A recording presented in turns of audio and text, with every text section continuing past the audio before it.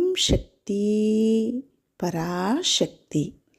அன்பு செல்வமே, இந்த வாழ்க்கையில் எனக்கு எந்த ஒரு சந்தோஷமும் இல்லை.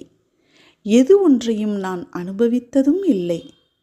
இந்த உலகத்தில் பிறந்த அத்தனை உயிர்களும் ஏதோ ஒரு விதத்தில் சந்தோஷமாயிருக்கிறது. ஆனால் எனக்கு மட்டும் அதில் துளி கூட எதுவுமே நடந்ததில்லை. இதுதானே உன் கவலை? வாழ்வில் உனக்கு என்ன இல்லை? எல்லாம் இருக்கிறது. சந்தோஷம் என்று நினைத்து கொண்டால் சந்தோஷமான சூழலாக உன்னை வந்து சேரும். நான் எப்பொழுதும் துன்பத்தில் இருக்கிறேன் என்று நினைத்து கொண்டால் மீண்டும் மீண்டும் துன்பம்தான் வந்து சேரும். நிம்மதியாய் இருக்க வேண்டும் என்று நினைத்தால் எதையும் எந்த சூழ்நிலையையும் உன்னை விடவும் நீ உன் உயிராய் தவமிருக்கும் உன் அம்மா ஓம் சக்தி தாயை விட பெரிது எதுவும் இல்லை. நிம்மதியாய் இருக்க நினைக்கும் பொழுது நிச்சயம் நிம்மதியை தருவேன். அமைதிதான் வேண்டும், அமைதியாக இருக்கிறேன் என்று உணர்ந்தால் அமைதி தருவேன். உனக்கு வரும் கஷ்டங்களை உன்னால் தாங்க முடியும் என்று மென்மையாய் உன்னிடம் நீயே சொல்லிக்கொள். உனக்கு அம்மா பரீட்சை வைக்கிறேன் சில நேரங்களில். இது உனது நினைப்புதான், அதுவும் சரிதான். எதற்காக இப்படியெல்லாம் பரீட்சை வைத்து உன்னை சோதித்து உன்னை துன்புறுத்த வேண்டும்? அதிலிருந்து நீ கற்ற விஷயங்களை எப்பொழுதும் உன் வாழ்க்கையில் உனக்கு இக்கட்டான சூழ்நிலை வரும்பொழுது அதை பயன்படுத்துகிறாயா? அதை பயன்படுத்தி உன்னை அதிலிருந்து விடுபட்டு கொள்கிறாயா? எந்த சூழ்நிலையிலும் நீ எதிர்கொள்ள தயாராக இருக்கிறாயா என்பதை சோதிப்பதற்காகத்தான்.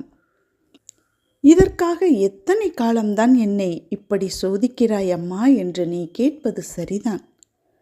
ஆனால் முழுமையாக உன்னை உருவாக்கி உன்னை ஒரு பத்திரமாத்து தங்கமாக்க இந்த வாழ்க்கையில் உன்னை உன் குடும்பத்தாருக்கு அளித்திடவே இவ்வளவு விஷயங்களையும் உன்னை கடக்கச் செய்கிறேன். ஆனால் இப்பொழுது கூட இன்னும் சிறு துன்பங்களை உன்னால் ஏற்றுக்கொள்ள முடியாமல், அம்மா என்னை காப்பாற்று, என்னை இப்படி முடக்கிவிட்டாய், என்னை இப்படி துன்பத்தில் ஆழ்த்திவிட்டாய், எனக்கு மட்டும் ஏன் இப்படி நடக்கிறது என்று இயலாமை உன்னிடம் வெளிப்படத்தான் செய்கிறது.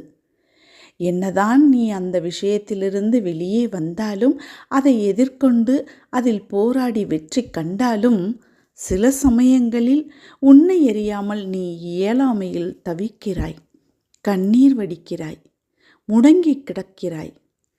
இவையெல்லாம் உன் வாழ்வில் இருக்கக்கூடாது.